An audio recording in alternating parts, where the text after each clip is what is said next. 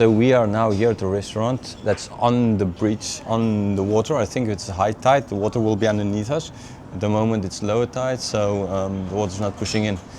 And I think there's some business that they fishing stuff going on, maybe prawns, I don't exactly know. I'm not into the fishing business, so I don't know what people can really harvest or work with here. I know the other parts and the other side of the Finnish Gulf, southwest of Bangkok, where they have lots of salt pans, but this here not salt pans where we are at the moment. Okay, so let's continue. Verse 7. Then Joseph brought in Jacob his father and stood before him Pharaoh, stood him before Pharaoh, and Jacob blessed Pharaoh. Right, so now, here comes the father, and so ultimately this didn't happen the same day that Pharaoh told him, take charge of the stay there in Goshen, take charge of the animals, the livestock over there, etc. Because Jacob was not with them. Jacob was in a different place. I mean, Jacob was traveling slower. He was still there somewhere in the land of Goshen, so he sure was not where Pharaoh could meet him or where he could meet Pharaoh. So this would have happened a little bit later on, ultimately, when Joseph came to. When Jacob came to Pharaoh.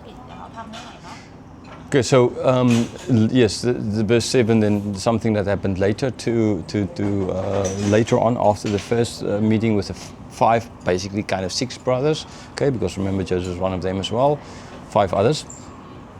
When Jacob came down, and so now Jacob was invited as the father of Joseph to meet with Pharaoh. And the other interesting thing is that they blessed Pharaoh.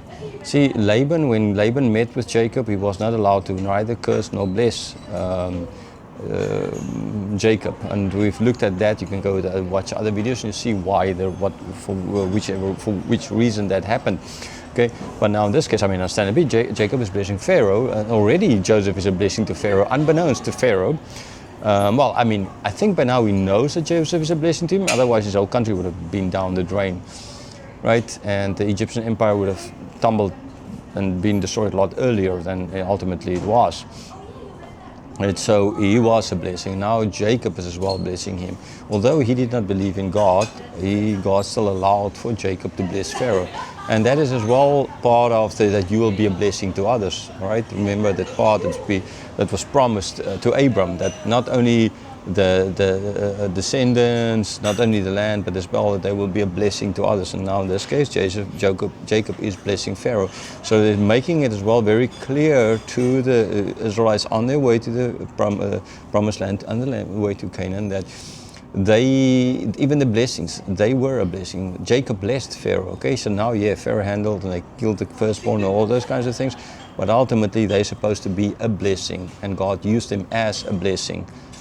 So all those things are in place for them. So the taking of the land, as I've alluded to a number of times, ought to have been just, yes, sure, God has done the rest of it all, so we can do that. Verse 8. And Pharaoh said to Jacob, how many are the days of the years of your life? Okay, so Jacob is not a Russian woman, so you can ask her age, or his age, in this case, understandably. I know in some cultures, remember, for a woman you don't really not in all cultures, in some cultures it's fine to ask. In other cultures you don't ask. Like I said, in Russian you don't ask a lady how old she is. 18, and that's always age. But so understand, he's a guy, and this is their culture, and this is seemingly therefore normal. They could ask things like that. Cultures are always kind of an interesting thing. To be in a little tangent here, because what is allowed in one culture is not allowed in another culture. Like in Russia, in the culture. For example, when you get to your salaries, people will ask you, and you will tell them how much you paid for something.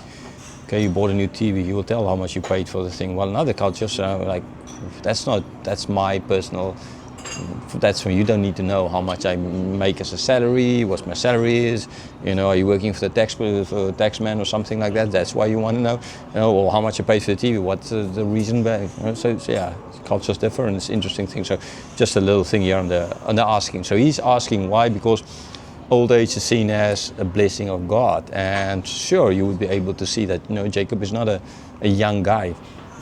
So he asks him the days of the years of his life.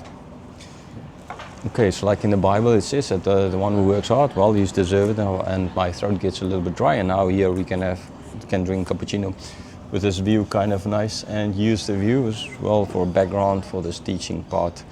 Again, the interesting parts of God's creation. I'm all for human development because we are supposed to develop. And I don't see everything as created by man as just evil. God, through His general grace, allows for humans to create something beautiful and to be able to build a restaurant and have good food, or coffee in this case. Oh, well, I hope it's good. On a nice kind of a view. I think that's just how it's supposed to be, to go and like Elon Musk wants to do, and send people to Mars and live there and colonize the place kind of. I think that's just the right thing to do. But I mean, that's what God created us for, to develop, to expand. So just to be stuck in your little village, and I think that's what you're supposed to do. That's like the story of Tower of Babel kind of idea.